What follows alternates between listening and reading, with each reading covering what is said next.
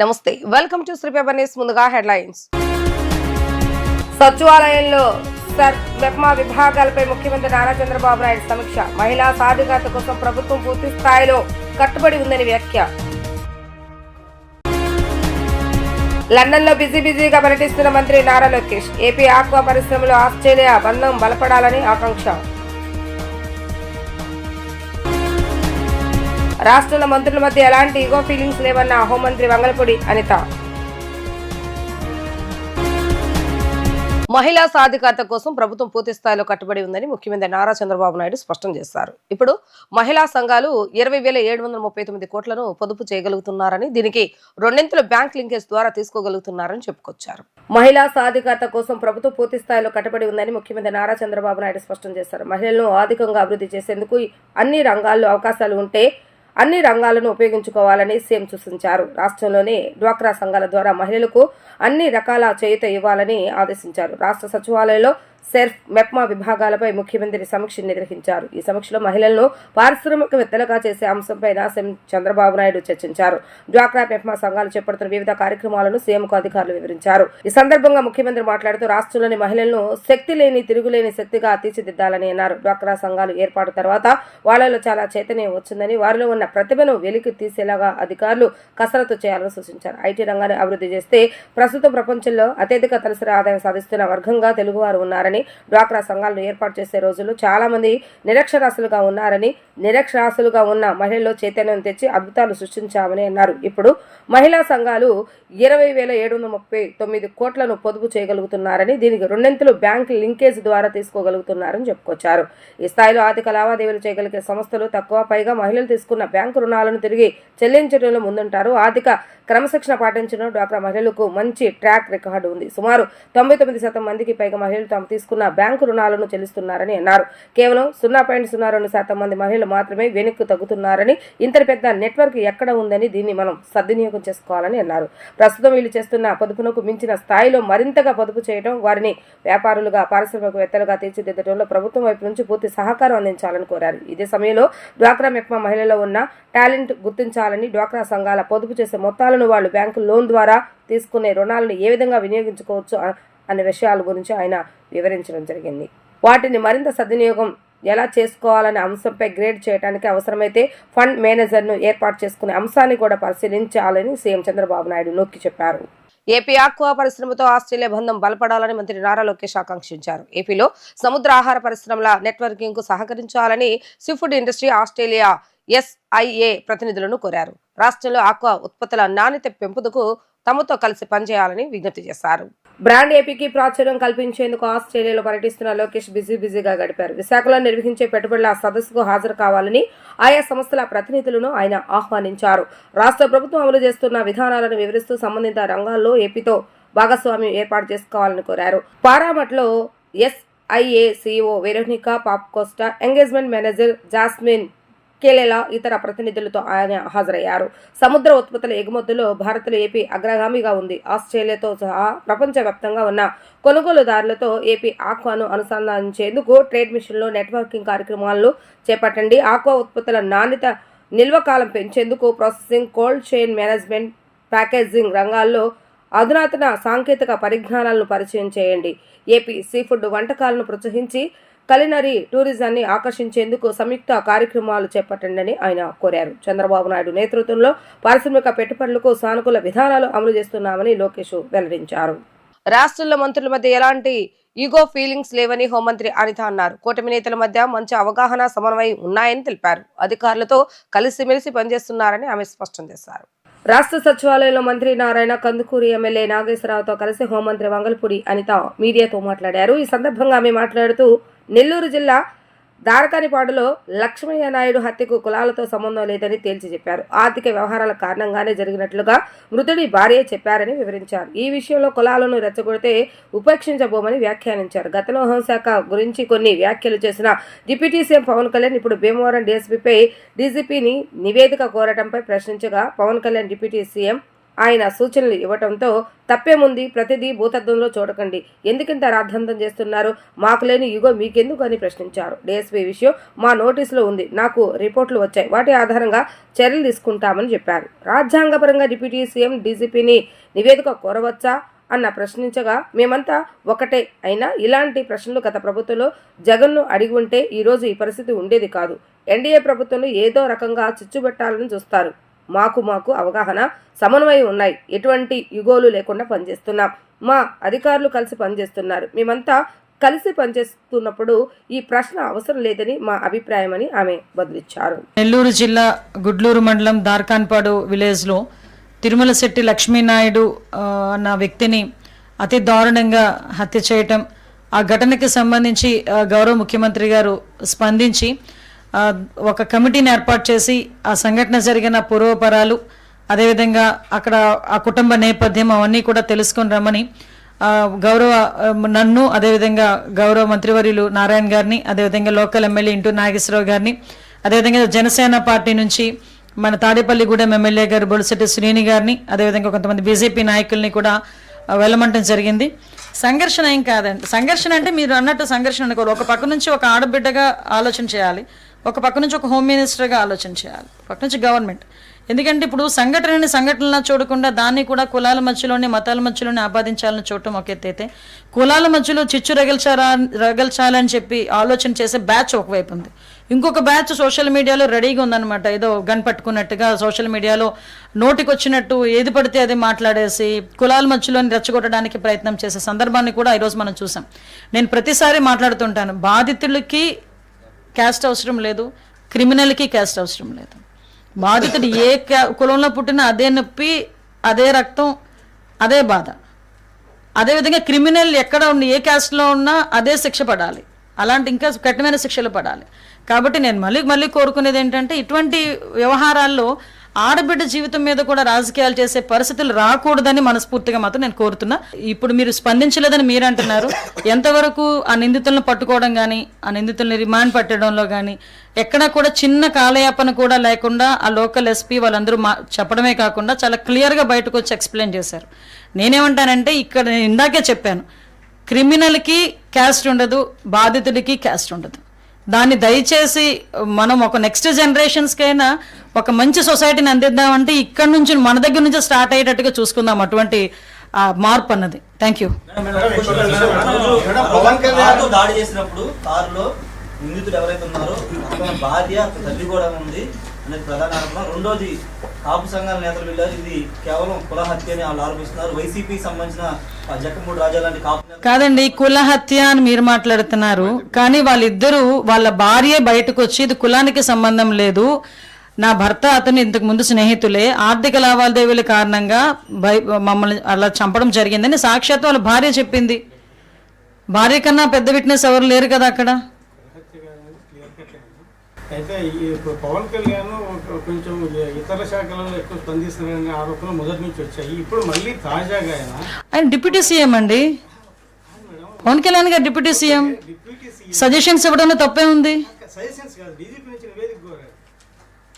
ఇప్పుడు ఒకళ్ళు ఏదైనా ఇన్ఫర్మేషన్ వచ్చింది, నా దగ్గరికి ఎవరో ఒకరు వస్తారు, వేరే శాఖ వాళ్ళు వస్తారు, అమ్మ ఇలా అన్యాయం జరిగింది అంటారు, నేను కన్సర్న్ మినిస్టర్కి చెప్తానా చెప్పనా?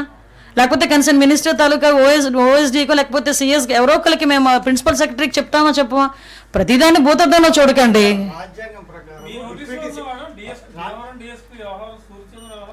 కోఆర్డినేషన్ జరుగుతుంది, డిపార్ట్మెంట్ మధ్య కోఆర్డినేషన్. విషయం ఏంటంటే ప్రతి విషయాలు కూడా మా వరకు వస్తాయండి, మా వరకు రాకుండా ఏమి ఉండవు. ఇది జస్ట్ అఫీషియల్గా వచ్చిన కమ్యూనికేషన్ కింద భావించవచ్చు కదా. ఎందుకు దీనికి ఇంత రాద్దాంతో? మాకు లేని ఈగోలు మీకెందుకు అబ్బా? నాకు అర్థం కాదు. మాకున్నాయండి, మా నోటీసులో మాకున్నాయి, మా దగ్గర కూడా రిపోర్ట్ ఉంది, ఆ రిపోర్ట్ ని బేస్ చేసుకొని మా చర్యలు ఉంటాయి. ఓకేనా? ఉప ముఖ్యమంత్రి పదవి అనేది అఫీషియల్ కాదు, అట్లాంటప్పుడు సీఎంఏ సుప్రీము. అట్లాంటి టైంలో పవన్ కళ్యాణ్ ఈ డీజీపీని నివేదిక కోరి, మాది ఎన్డీఏ కూటమి అండి. మేము ఒక విషయం చెప్పనా, మీ ఇలాంటి క్వశ్చన్స్ లాస్ట్ గవర్నమెంట్ లో సీఎం ని మీరు అడుగుంటే ఈ పొజిషన్ ఉండేది కాదు ఈ రోజు మాకు. అదే కాదు చెప్తున్నా, ఇలాంటి క్వశ్చన్స్ ప్రీవియస్ సీఎం ని మీరు అడుగుంటే, లాస్ట్ సీఎం ని మీరు అడుగుంటే ఇలాంటి పరిస్థితులు ఇప్పుడు సొసైటీ కూడా వచ్చి ఉండేవి కాదు. నేనేమంటానంటే ఈరోజు మేము అందరం ఎన్డీఏ కూటమిలో ఏదో రకంగా చిచ్చు పెట్టాలని చూస్తారు. మాకు అండర్స్టాండింగ్ ఉంది, మాకు సమన్వయం ఉంది, శాఖల మధ్యలో సమన్వయం ఉంది. మాకు ఎటువంటి ఇగోస్ లేకుండా మేము పనిచేస్తున్నాం. మా అధికారులు ఎటువంటి ఇగోస్ లేకుండా పనిచేస్తున్నారు. మీకు కావాల్సింది రిజల్ట్, మంచి పరిపాలన. మేమందరం కలిసి మేము పని చేసుకుంటాం అనుకునేటప్పుడు ఇది అంత క్వశ్చన్ అవసరం లేదని నా ఉద్దేశం. Thank you. ఇంద్రకీలాద్రిపై కార్తీక మాస వేడుకలకు అంకురార్పణలో భాగంగా మల్లేశ్వర స్వామి ఆలయం వద్ద ఆకాశ దీపాన్ని శాస్త్రోక్తంగా ఎగరవేశారు. మల్లేశ్వర ఆలయ ప్రాంగణంలో దుర్గగుడి ఈవో కె సేనానాయక్, పాలక మండలి చైర్మన్ బొర్ర రాధాకృష్ణచే గణపతి పూజను ఋత్వికులు చేయించారు. కార్తీక మాస వేడుకలకు దేవతలకు ఆహ్వానంలో భాగంగా ఆకాశ దీపాన్ని ఎగరవేస్తున్నారని వైదిక కమిటీ సభ్యులు తెలిపారు.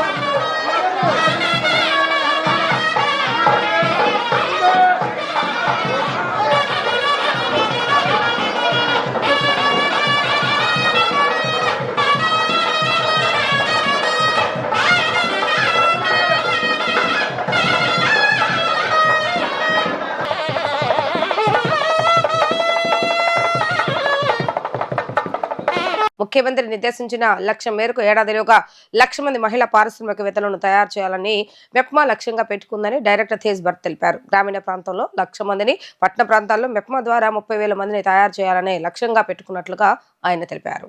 సచివాలయంలో ముఖ్యమంత్రి చంద్రబాబు నాయుడు అధ్యక్షతన మహిళా పారిశ్రామికవేత్తల సమీక్ష అనంతరం మెప్మా డైరెక్టర్ తేజ్ భరత్ మీడియాతో మాట్లాడుతూ 1 సంవత్సర కాలంలో 60,000 మందికి 6 కోట్ల మెప్మా ద్వారా రుణాలు ఇప్పించాలనే లక్ష్యం కాగా అందులో ఇప్పటికే 70% సాధించినట్లుగా తెలిపారు. అనంతరం రుణం పొందిన మాధురి మాట్లాడుతూ 1 ఫ్యామిలీ 1 ఎంటర్‌ప్రెన్యూర్ నినాదాన్ని స్ఫూర్తిగా తీసుకున్నట్లుగా తెలిపారు. ప్రభుత్వం మహిళల అభివృద్ధికి ఇలాంటి కార్యక్రమాలు తీసుకురావడం సంతోషంగా ఉందన్నారు. మెప్మా సహకారంతో ఈ రుణం వచ్చిందని 40 రోజుల్లో ఎర్రబాలెంలో యూనిట్ సిద్ధమవుతుందని తెలిపారు. శ్రీ మాధురి గీతో పాటు అవని పేరుతోనూ బ్రాండింగ్ చేసి వ్యాపారం చేస్తానని ఆమె చెప్పారు. ముఖ్యమంత్రి గారి చేతుల మీదుగా 2 digital initiatives MEPMA department launch చేయడం జరిగింది. అందులో మొదటిది వాట్సాప్ సర్వీసెస్ అండి.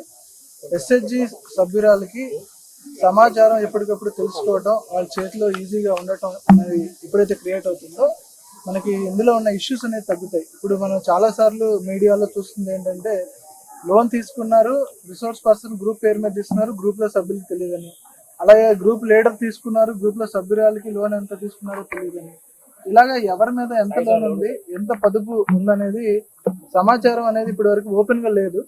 సో ఇప్పుడు ఈరోజు ఒక 9 వాట్సాప్ సర్వీసెస్ని మనం లాంచ్ చేసాం.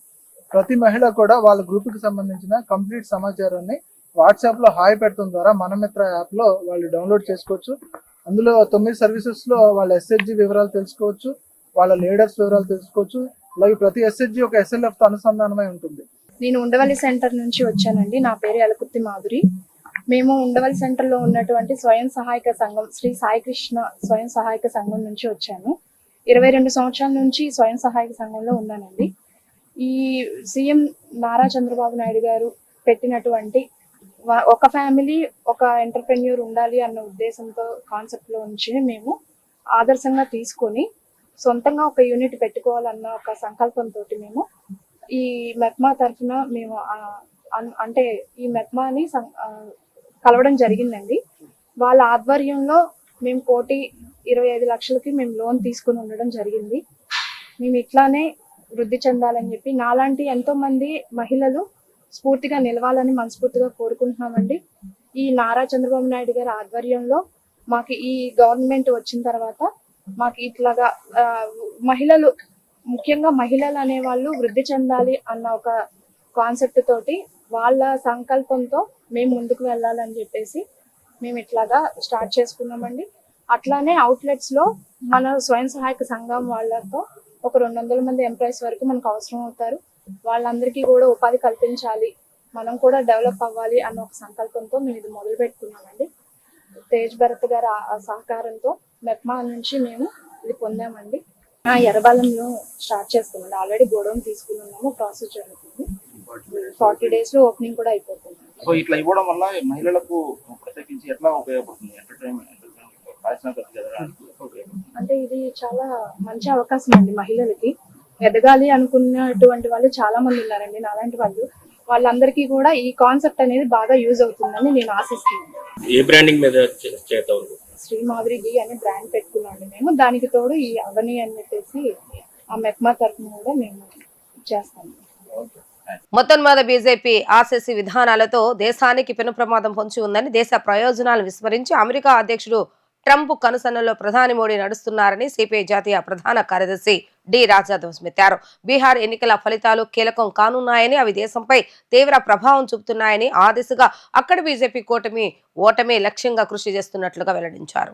దాసరి భవన్ లో సిపిఐ ఏపీ రాష్ట్ర సమితి సమావేశం జరిగింది. సిపిఐ ఆంధ్రప్రదేశ్ రాష్ట్ర నూతన కార్యదర్శిగా గుజ్జల ఈశ్వరయ్యను సమావేశం ఏకగ్రీవంగా ఎన్నుకుంది. ఈశ్వరయ్యకు జాతీయ రాష్ట్ర సమితి సభ్యులు, నేతలు శుభాకాంక్షలు తెలిపిన అనంతరం పార్టీ జాతీయ కార్యదర్శులు రామకృష్ణ పాండా, కె రామకృష్ణ, నూతన కార్యదర్శి ఈశ్వరయ్య, రాష్ట్ర నాయకులు ముప్పాల నాగేశ్వరరావుతో కలిసి రాజా విలేకరుల సమావేశాన్ని నిర్వహించారు. పార్టీ రాష్ట్ర కార్యదర్శిగా ఎన్నికైన ఈశ్వరయ్యకు రాజా శుభాకాంక్షలు తెలిపారు. కడప జిల్లాకు చెందిన ఈశ్వరయ్య యువజన విద్యార్థి విభాగాల్లోనూ పార్టీలోనూ ప్రజా ఉద్యమాల ద్వారా చురుకైన పాత్ర పోషించారని కొనియాడారు. అలాగే ఇటీవల చండీగఢ్లో జరిగిన జాతీయ మహాసభలో జాతీయ కార్యదర్శిగా రాష్ట్రం నుంచి ఎన్నికైన రామకృష్ణకు ఆయన శుభాకాంక్షలు తెలిపారు. అనంతరం డి రాజా మాట్లాడుతూ, గత సార్వత్రిక ఎన్నికల్లో బీజేపీకి ప్రజలు పూర్తిస్థాయి మెజార్టీ ఇవ్వలేదని, అది బీజేపీకి ఒక రాజకీయ పరాజయమని పునరుద్ఘాటించారు. చంద్రబాబు, నితీష్ కుమార్ మద్దతుతోనే కేంద్రంలోని బీజేపీ ప్రభుత్వం కొనసాగుతుందని అన్నారు. బీజేపీ ఆర్ఎస్ఎస్ కలిసి దేశాన్ని ఫాసిస్ట్ దేశంగా మార్చడానికి ప్రయత్నిస్తున్నారని ఆందోళన వ్యక్తం చేశారు. అలాంటి ప్రతికూల పార్టీ అయిన బీజేపీకి చంద్రబాబు నాయుడు ఎంతకాలం మద్దతు ఇవ్వబోతున్నారంటూ సూటిగా ప్రశ్నించారు. చంద్రబాబు నాయుడు ఎందుకు మోడీ, అమిత్ షాకు తల ఉంచుతున్నారని నిలదీశారు. వాస్తవంగా ఉమ్మడి ఆంధ్రప్రదేశ్ విభజన సమయంలో రాష్ట్రానికి ఇచ్చిన ఒక్క హామీనైనా కేంద్రం అమలు చేసిందా అని ఆయన ప్రశ్నించారు. రాష్ట్రానికి ప్రత్యేక హోదా, సరైన ఆర్థిక మద్దతు ఇవ్వలేదని అన్నారు. ప్రస్తుతం అన్ని సెక్యులర్ డెమోక్రాటిక్ పార్టీలతో కలిసి బీజేపీ ఆర్ఎస్ఎస్ కు వ్యతిరేకంగా బలమైన ఐక్య పోరాటానికి సిపిఐ సన్నద్ధమవుతుందని అన్నారు. Welfare state, all secular democratic parties, left communist parties will have to come together and put up a strong fight. And on this political issue, our party will organize statewide campaigns, nationwide campaigns. And our party's national executive is meeting in Delhi on 25th of this month, and we will discuss what campaigns we can unleash and undertake at national level in different states. What is happening today? The Dalits are under attack. And atrocities against Dalits are on increase, particularly in BJP-ruled states. Whether it is Uttar Pradesh or Chhattisgarh or any state, Haryana, everywhere, atrocities on Dalits, Adivasis are on increasing. Atrocities on women are on increase, and atrocities inside university campuses, colleges are on increase. We are passing through a very critical period, and India has to be saved, and Indian nationhood has to be saved as a secular democratic nation. So friends, our party is concerned with the emerging political developments in the country under the leadership of Mr. Modi. And at international level, the situation is getting worse and challenging after Mr. Trump has become the president of America.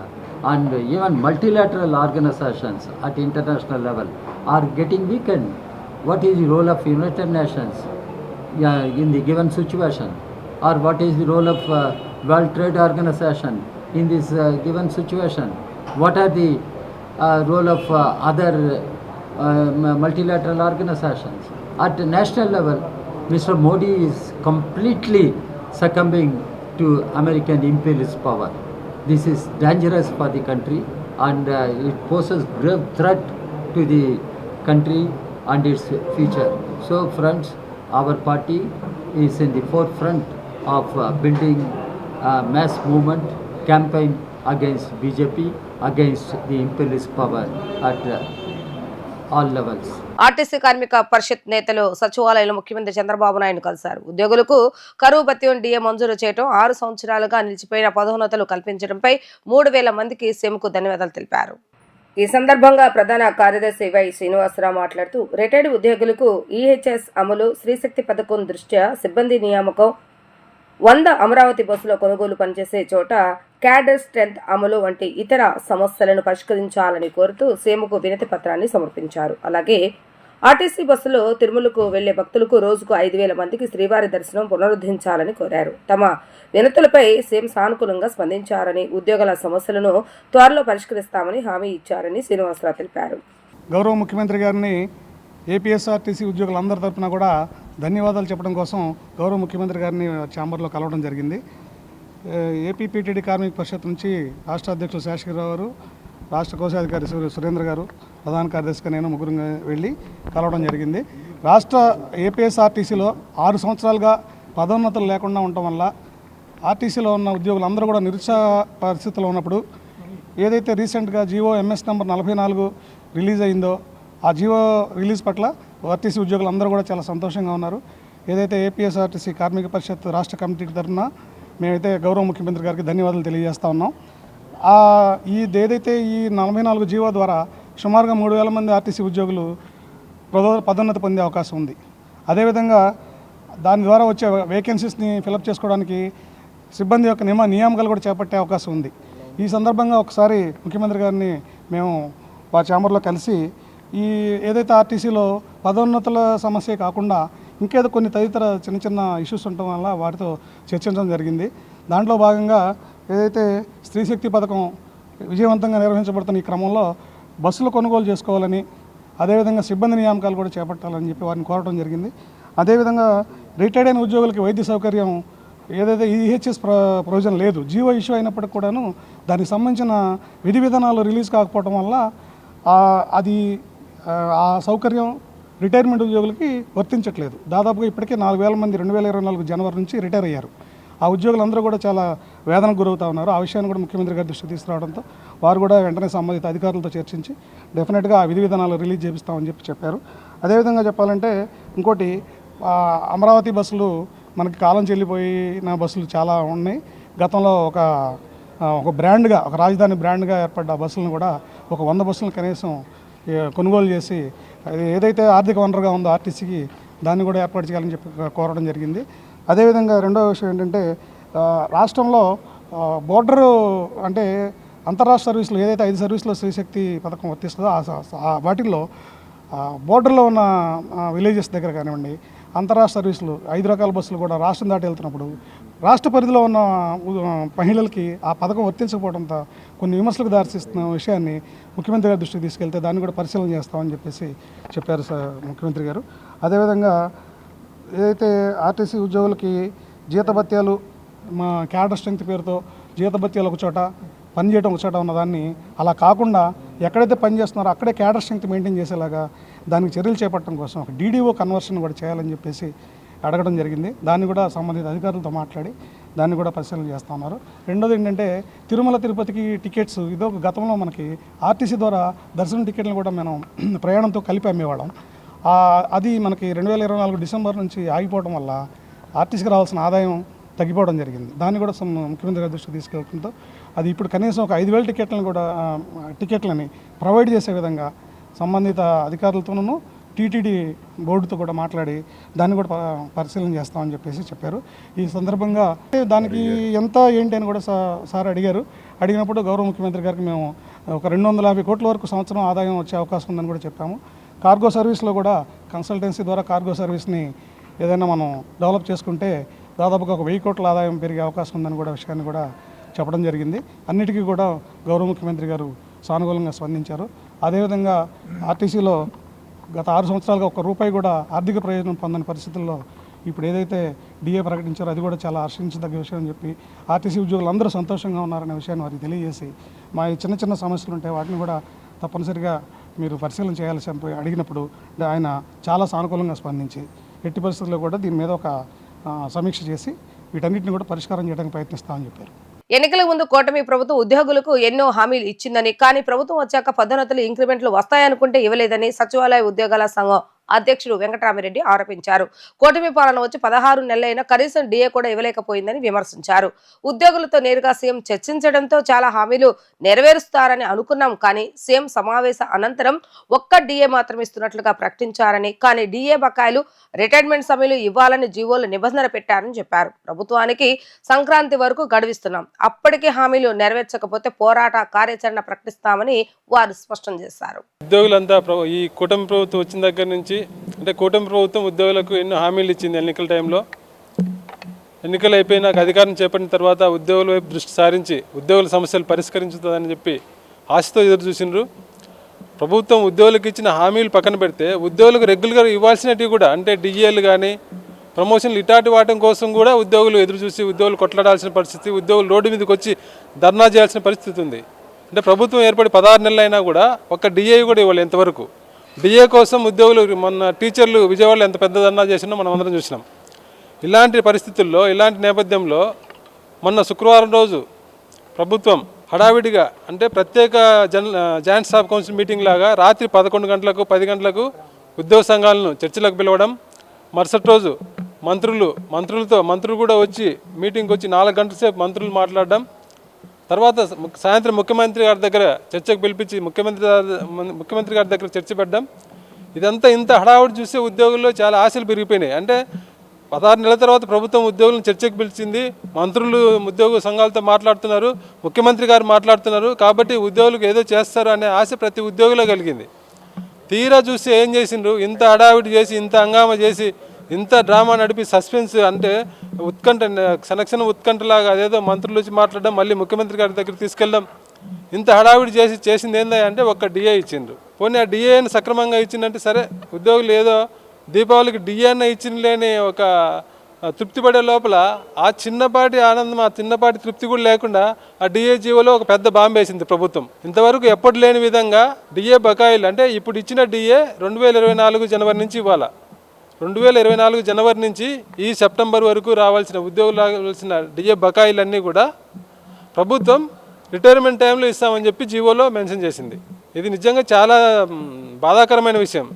ఎందుకంటే ఇప్పటి వరకు ఇన్ని DA జీవోలు ఎప్పుడు కూడా DA జీవోల్లో బకాయిలను ఇంత retirement వరకు ఇస్తామని చెప్పిన సందర్భం లేనే లేదు. ఒక ఉద్యోగి ఇప్పుడు ఈరోజు 30 సంవత్సరాలు ఇంకా సర్వీస్ ఉండే ఉద్యోగి ఈరోజు అతనికి రావాల్సిన అరియర్ 5,000 10,000 ఉంటే అది 30 ఏళ్ళ తర్వాత ఇస్తే 30 ఏళ్ళ తర్వాత ఆ మనీకి ఏం వాల్యూ ఉంటుంది?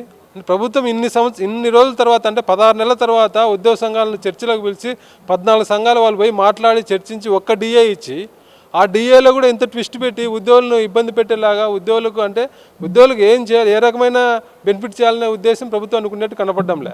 ఇదైతే చాలా దుర్మార్గమైన జీవో ఇది. ఎందుకంటే ఇది ఒక చెడు సాంప్రదాయం, ఇది ఒక దుస్సాంప్రదాయం లాగా అయిపోతుంది. ఇది మొదలు పెడితే ఇప్పటి నుంచి వచ్చే ప్రతి డిఏ జీవో కానీ పిఆర్సీ ఏదైనా కూడా బకాయి అనేది మేము మర్చిపోవాలి. కాబట్టి దీన్ని మేము ఎట్టి పరిస్థితుల్లో ఒప్పుకోము. ఆంధ్రప్రదేశ్ సచివాలయ సంఘం తరఫున దీన్ని తీవ్రంగా వ్యతిరేకిస్తున్నాం. ప్రభుత్వం వెంటనే డిఏ జీవోను సవరించాలి, డిఏ బకాయిలు వెంటనే చెల్లించేలాగా ఉత్తర్వులు జారీ చేయాలని చెప్పి ప్రభుత్వాన్ని కోరుతున్నాం. అసలు ముఖ్యమంత్రి గారి దగ్గర ఏం జరిగిందో కూడా తెలియడం లేదు. ఒక డిఏ కోసమే ఆయన ఇంతమందితో ఇన్ని సంఘాలతో ఇంతసేపు మాట్లాడాలనా? అసలు పోయిన ఉద్యోగ సంఘాల నాయకులు ఏం చేసిండ్రు? ఉద్యోగ సంఘాల నాయకులు ఉద్యోగులకు సంబంధించిన బకాయిల గురించి కానీ ఐఆర్ గురించి కానీ పిఆర్సీ గురించి కానీ అడిగినరా లేదో తెలియడం లే. అది ముఖ్యమంత్రి గారు ప్రెస్కి ఇచ్చిన దాంట్లో లేదు. వీళ్ళు మాట్లాడి బయటకు వచ్చి మీడియాతో మాట్లాడినప్పుడు కూడా మెన్షన్ చేయలే. ఇప్పుడు గత ప్రభుత్వం ఏం చెప్పింది? కరోనా వల్ల ఇబ్బంది పడినామని చెప్తున్నారు. ఇప్పుడు ఈ ప్రభుత్వం ఏం చెప్తుంది? గత ప్రభుత్వం అంత నాశనం చేసిందని చెప్తున్నారు. అంటే ఏదో ఒక సాకు చెప్పి ఉద్యోగులకు ఇవ్వాల్సినట్టు తప్పించుకోవాలని చూడడం తప్ప 34,000 కోట్ల బకాయిలు ఉంటే పోలీసులకు ఒక ఎస్ఎల్ 200 కోట్ల ఎస్ఎల్ ఇవ్వడానికి 2 ఇన్స్టాల్మెంట్లా? అది ప్రభుత్వానికి సిగ్గుచేటు కాదా? ఉద్యోగులకు ఇచ్చే 200 కోట్లకు 2 వాయిదాలు పెట్టాలన్నా? 100 కోట్లు ఒక వాయిదా, 100 కోట్లు ఒక వాయిదా అని. ఇది చాలా బాధాకరమైన విషయం. ప్రభుత్వం ఇప్పటికైనా ఉద్యోగులకు సంబంధించిన అంశాల మీద దృష్టి పెట్టాలి. ఈ డిఏ జీవోని వెంటనే సవరించాలని కోరుతున్నాం. పిఆర్సీ కమిషన్ వేయాలి, ఐఆర్ ఇవ్వాలి అని చెప్పి కోరుతున్నాను. మీ ద్వారా ప్రభుత్వాన్ని కోరుతున్నాను. Thank you. వార్తలు ముగించే ముందు హెడ్లైన్స్ మరొకసారి. సచివాలయంలో మెప్మా విభాగాలపై ముఖ్యమంత్రి నారా చంద్రబాబు నాయుడు సమీక్ష. మహిళా సాధికారత కోసం ప్రభుత్వం పూర్తి స్థాయిలో కట్టుబడి ఉందని వ్యాఖ్య. లండన్ లో బిజీగా పర్యటిస్తున్న మంత్రి నారా లోకేష్. ఏపీ ఆక్వా పరిశ్రమలో ఆస్ట్రేలియా బంధం బలపడాలని ఆకాంక్ష. రాష్ట్రాల మంత్రుల మధ్య ఎలాంటి ఈగో ఫీలింగ్స్ లేవన్న హోంమంత్రి వంగలపూడి అనిత. ఇవి రోజు వార్తా విశేషాలు. మరలా 3 ప్రసారమైన వార్తలు మళ్ళీ కలుద్దాం. అందరూ సెలవు. నమస్కారం.